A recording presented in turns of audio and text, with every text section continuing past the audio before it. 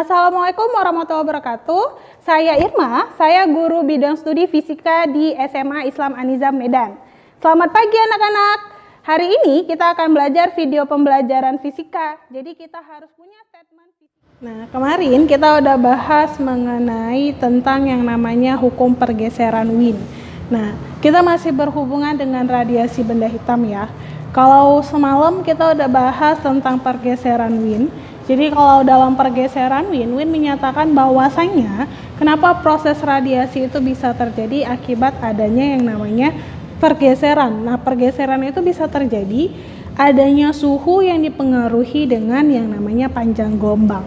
Nah, pergeseran Wien yang minggu lalu itulah yang mengakibatkan bentuk cahaya tampak yang dapat kita lihat itu berbeda-beda akibat dari panjang gelombangnya. Nah, kemudian kita akan coba membahas selanjutnya, itu kan kemarin kita bahas tentang pergeseran Wien, tentang gimana sih proses perbedaan panjang gelombang dan pergeserannya. Hari ini kita akan lanjut. Kalau hari ini kita bakal bahas yang namanya efek fotolistrik. Nah, efek fotolistrik ini akan berhubungan dengan pembuktian Max Planck. Jadi Max Planck itu kan adalah penemu yang mengemukakan tentang radiasi benda hitam. Jadi, kalau dalam efek fotolistrik ini akan mengemukakan gimana sih Max Planck menghubungkan atau membuktikan teorinya berdasarkan dari percobaan Albert Einstein. Jadi, fotolistrik ini akan berhubungan dengan yang namanya pelepasan elektron yang dibahas oleh Albert Einstein. Jadi, biasanya kalau efek fotolistrik ini akan kita singkat menjadi EFL. Nah, kalau nanti ada ibu buat EFL, berarti itu adalah efek fotolistrik. Jadi, gimana sih Max Planck membuktikan teorinya berdasarkan percobaan Albert Einstein? Jadi, Einstein menyatakan gini, ada sebuah lempeng, kata Einstein. Nah, ini misalkan ada sebuah lempeng.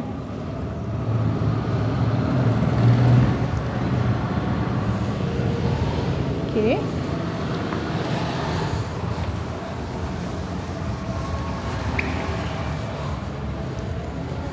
Nah, lempeng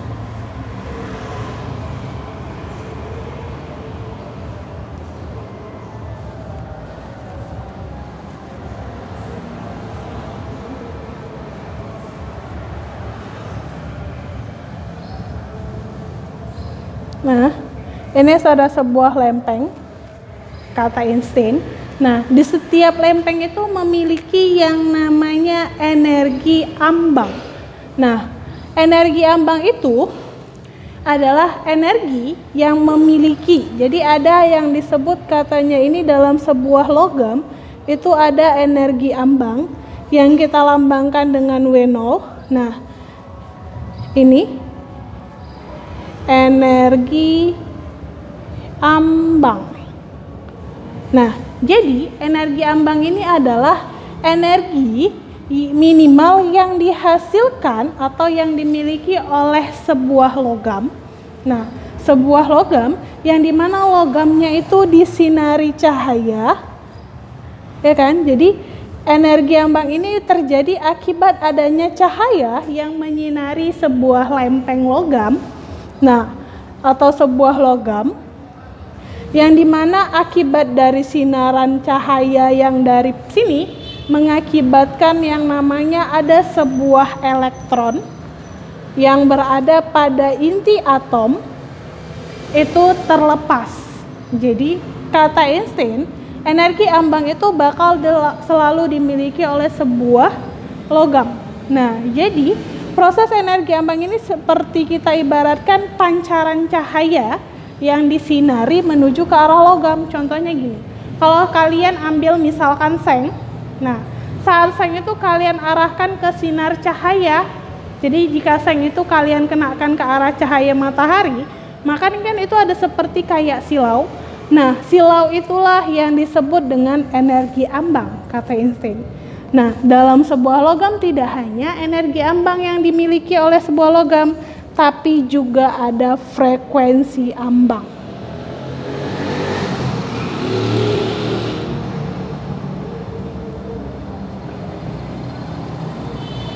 Nah, jadi kata Einstein bahwasanya dalam setiap logam itu memiliki energi ambang dan juga frekuensi ambang. Lalu apa hubungannya dengan EFL? Nah, dalam EFL ini prosesnya itu adalah, jadi di sini ada yang namanya kita buat. Nah, biasanya kalau kita belajar dengan yang namanya listrik, maka untuk alat yang digunakan untuk menentukan apakah di suatu benda itu terdapat aliran listrik itu adalah galvanometer. Nah, jadi G ini adalah galvanometer.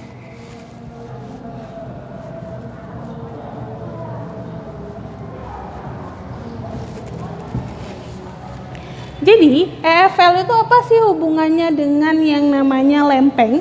Jadi, di sini kata Planck bilang bahwasanya ada sebuah cahaya. Nah, jadi ada sebuah cahaya. Nah, cahaya ini kemudian ditembakkan kepada sebuah lempengan logam. Kemudian ingat, kata Einstein setiap logam itu memiliki yang namanya energi ambang dan frekuensi ambang yang diakibatkan oleh sebuah elektron. Jadi, kata Planck, saat cahaya itu ditembakkan kepada sebuah yang namanya lempeng logam, maka elektron yang berada pada inti logam itu akan melepas. Nah, saat proses ini kan maka ada energi ambang. Ternyata saat proses ini melebihi, jadi masih ada nih sisa elektron yang akan dilepas lagi. Nah, maka elektron yang terlepas dari selain dari energi ambang itu akan bergerak. Nah, akan bergerak menuju ke arah galvanometer, ke arah ini ya. Ini disebut dengan anoda. Nah, bergerak ke arah anoda, di mana anoda ini sudah terhubung dengan sebuah galvanometer untuk mendeteksi apakah ada proses aliran listrik yang terjadi pada anoda ini. Nah, berarti dalam hal ini EFL bisa terjadi ataupun tidak terjadi dengan ketentuan berdasarkan dari proses cahaya yang disinari pada logam mulia ataupun logam emas bisa sih, atau lempeng logam. Nah, jadi syaratnya dari EFL itu adalah jika kondisinya gini, gimana sih EFL itu terjadi? EFL akan terjadi jika saat cahaya dipancarkan, kemudian kan elektron melepas. Ternyata elektron dalam sebuah lempeng ini melebihi dari batas energi ambangnya. Sehingga itulah terjadi pergerakan yang di sini. Pergerakan inilah yang disebut dengan EFL. Lalu gimana EFL tidak terjadi? EFL tidak terjadi jika cahaya dipancarkan kepada lempeng logam, ternyata energi yang terlepas hanya batas sampai energi ambangnya aja. Jadi elektron yang terlepas itu hanya elektron yang terjadi pada energi ambang aja. Nah, itulah mengakibatkan berarti tidak ada kan pergerakan sisa elektron yang keluar untuk ke arah anoda. Nah, hal simpelnya gini kita buat. Jadi misalkan nih, kalau EFL terjadi, kita anggap misalkan di luar dari inti atom itu ada elektron. Nah, saat dia cahaya dipancarkan, ternyata elektron yang di dalam inti ini kan terlepas keluar, mengakibatkan terjadinya yang namanya energi ambang. Nah, berarti kan karena di dalam lempeng ini ada dua elektron, kita anggap misalkan satu berada di dalam inti, satu berada di luar. Berarti yang di dalam sudah berubah menjadi energi ambang, maka elektron yang inilah yang kemudian digerakkan menuju ke arah anoda. Nah, proses pergerakan yang satu inilah yang disebut dengan EFL. Nah, jika misalkan ini kan nggak ada nih, contohnya tidak ada E-nya, maka kan berarti hanya elektron yang berada pada inti atom aja. Nah, saat dikasih cahaya pada lempengan, maka elektron ini kan langsung berubah menjadi energi ambang. maka berarti EFL di sini tidak terjadi, atau EFL di sini hanya terjadi pada proses energi ambang. Itulah kata dari Max Planck pembuktiannya tentang yang namanya EFL. Jadi berdasarkan teori ini, maka Planck menyatakan EFL itu adalah pelepasan elektron dari sebuah lempengan logam, di mana ketika logam disinari oleh sebuah cahaya. Nah, jadi EFL ini kata Max Planck itu adalah pelepasan elektron sebenarnya yang terjadi, seperti yang tadi Ibu bilang. Jadi EFL terjadi jika dalam sebuah lempengan logam itu memiliki elektron yang melebihi dari batas energi ambang. Nah, sehingga akibat inilah Planck juga menyatakan ada syaratnya. Nah, jadi EFL bisa terjadi dengan syarat yang pertama. Nah, yang pertama, energi atau elektron pada logam itu harus lebih besar dari energi inti ambangnya. Jadi artinya besar W nanti jika dihitung berdasarkan elektronnya itu harus lebih besar dengan energi ambang.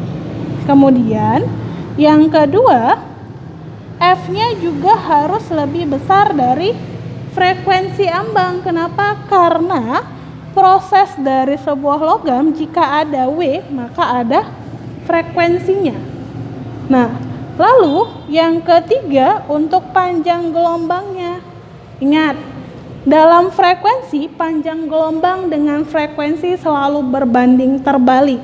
Sehingga karena frekuensi dan panjang gelombang berbanding terbalik, syarat yang ketiga agar EFL terjadi adalah panjang gelombang harus lebih kecil dari panjang gelombang ambang. Nah, inilah menurut Max Planck tentang yang namanya efek fotolistrik ataupun itulah tadi tentang konsep dari yang namanya EFL. Nah, kita akan coba lanjut gimana sih konsep dari perhitungannya.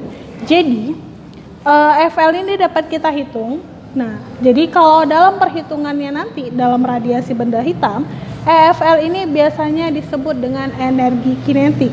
Kenapa energi kinetik? Karena ada elektron yang bergerak. Nah, pergerakan elektron inilah yang disebut dengan EFL kan tadi. Sehingga karena posisi elektron bergerak, maka dalam hal ini EFL itu adalah energi kinetik. Tapi berbeda ya dengan energi kinetik pada usaha dan energi. Tapi nanti akan kita coba sinkronkan dan kita hubungkan di pertemuan pembelajaran berikutnya. Nah, kita akan mulai. Yang pembahasan yang pertama itu adalah energi kinetik. Nah, dalam energi kinetik, tadi EFL itu kita lambangkan dengan E ya, dalam perumusan soal. Jadi, E itu adalah energi yang terjadi. Nah, jadi katanya dalam EFL ini, EFL bisa terjadi jika ada yang pertama energi ambang, benar kan? Kemudian ada energi lagi atau elektron yang terlepas lagi dari sebuah logam. Di mana tadi Ibu bilang energi dari elektron yang terlepas itu adalah energi kinetik. Nah, jadi berarti dalam hal ini EFL ini kan kondisinya berarti satu energi ambang yang dibiaskan mengakibatkan ada energi ambang E0. Nah, E0 atau W0 sama ya. Kemudian ada tambahan lagi proses di mana kan tadi elektronnya lebih dari satu. Kemudian setelah dipancarkan ternyata ada lebih dari elektron dan dia bergerak menuju ke arah anoda. Elektron yang bergerak ini adalah yang disebut dengan energi kinetik. Berarti dapat kita simpulkan berarti EFL ini bisa terjadi jika batas energinya itu kan melebihi dari batas ambang. Nah, energi yang misalkan nih dalam sebuah ini ada yang pertama energi aja, energi ambang, ada energi kinetik. Nah, jika satu keluar, maka yang keluar satu lagi apa? Energi kinetiknya. Nah, inilah konsep dari EFL. Jadi, E0 EFL ini adalah kelebihan dari elektron yang digerakkan menuju ke anoda ini adalah energi kinetiknya. Itu dia. Nah, kalau kita bahas tentang energi pada proses radiasi benda hitam, ingat pertemuan ataupun pembahasan kita tentang radiasi benda hitam di pertemuan pertama, pembahasan pertama, di mana E dalam radiasi benda hitam itu kan adalah H kali F atau E adalah Hc per lambda, ini kan. Nah, maka berarti dalam hal ini karena energi ambangnya berhubungan dengan frekuensi, dalam hal ini berarti yang kita ambil energi dalam radiasi itu adalah H kali F karena adalah frekuensi. Nah, berarti dalam hal ini kita dapat melambangkan E adalah H kali F. Nah, sama dengan E0 berarti H kali F0. Ya kan? Kemudian ditambah dengan EK. Lalu dalam hal ini kita dapatlah rumus EK. EK sama dengan berarti HF dikurang HF0 sehingga dapat kita buat di sini ya. EK itu rumusnya adalah H F kurang F0. Nah, inilah konsep perumusan dalam EFL. Nah, kita akan coba bahas contoh soal dari efek fotolistrik untuk pembahasan berdasarkan energi kinetiknya ya. Nah, jadi contoh soalnya seperti ini. Yang pertama, frekuensi kerja sebuah logam adalah 5 kali 10 pangkat 14 Hz. Ketika diberi cahaya berfrekuensi 8 kali 10 pangkat 14 Hz, maka besar energi kinetik elektron yang keluar dari logam tersebut adalah, maka dalam soal ini kita buat diketahuinya. Nah, jadi tandain dulu yang ada angkanya, berarti ada 2 dalam hal ini. Nah, untuk yang di sini frekuensi kerja. Nah, saat frekuensi kerja sebelum diberi cahaya itu berarti adalah F0. Tapi jika sudah diberi cahaya itu menjadi F. Nah, maka F0-nya itu adalah 5 kali 10 pangkat 14 Hz. Kemudian saat diberi cahaya F-nya adalah 8 kali 10 pangkat 14 Hz. Nah, lalu apalagi yang diketahui di mana H itu adalah ketetapan. H itu adalah tetapan atau konstanta Planck. Yang dimana tetapannya adalah 6,6 kali 10 pangkat min 34 Joule sekon. Maka yang ditanya itu adalah energi kinetiknya, berarti yang ditanya adalah EK. Maka kita coba jawab ya. EK rumusnya tadi apa? EK itu adalah H di mana dikali F dikurang dengan F0. Maka masukkan hanya 6,6 kali 10 pangkat min 34 dikali F-nya adalah 8 kali 10 pangkat 14 dikurang F0-nya 5 kali 10 pangkat 14. Nah, berarti Ingat, kalau pangkatnya sudah sama, kan sama nih 10 kali 10 pangkat 14 sama 10 pangkat 14. Maka tinggal kalian kurang aja. 8 dikurang 5. Maka berarti 6,6 kali 10 pangkat min 34 dikali dengan 3 kali 10 pangkat 14. Sehingga tinggal dikalikan di sini. 6,6 kali 3 berarti adalah 19,8 dikali 10 pangkat min 34 ditambah 14 berarti min 20 Joule. Nah, inilah yang hasil dari energi kinetik yang terjadi pada contoh. Nah, kita lanjut contoh soal yang kedua ya. Jadi contoh soal yang kedua di sini diketahui suatu logam tertentu mempunyai fungsi kerja sebesar 3,7 elektron volt. Nah, bila E itu adalah 1,6 kali 10 pangkat min 19 coulomb dan H itu adalah 6,6 kali 10 pangkat min 34 joule second. Maka besar frekuensi ambang logam itu adalah, jadi diingat ya, jadi bila nih dalam soal nih, nah elektron volt ini tidak diketahui, maka ini ketetapan ya. Jadi, jika dalam soal nanti suatu energi itu satuannya adalah elektron volt, bukan joule, maka berarti elektron volt ini harus kalian kalikan dengan E-nya. Nah, jika E-nya tidak diketahui, maka E itu adalah ketetapan ya. Ketetapannya itu adalah 1,6 kali 10 pangkat min 19 coulomb. Nah, kita mulai coba. Berarti yang diketahui ada 1, 2, dan 3. Nah, kita buat.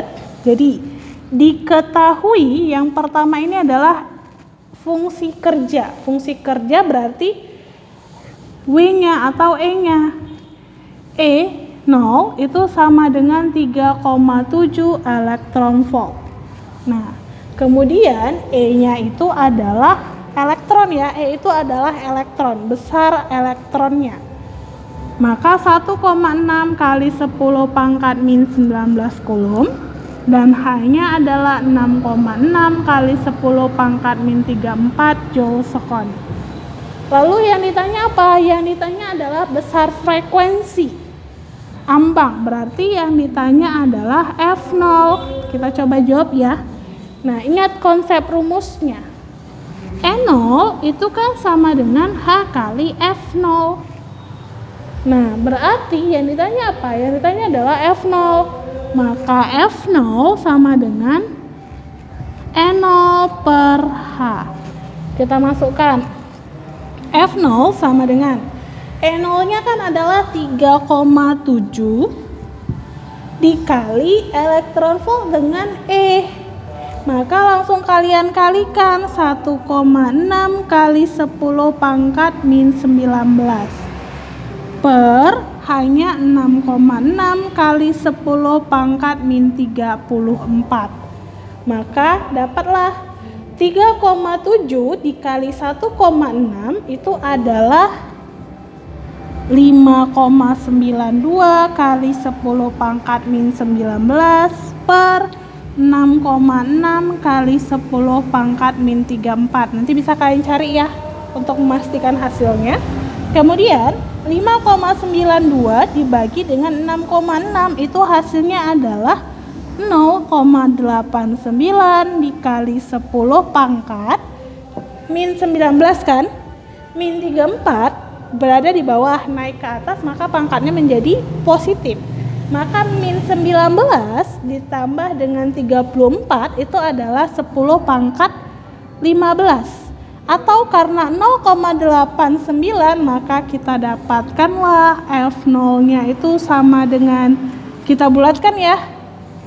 Jadinya berapa? 0,9 kali 10 pangkat 15 atau F0 sama dengan 9 kali 10 pangkat 14 Hz.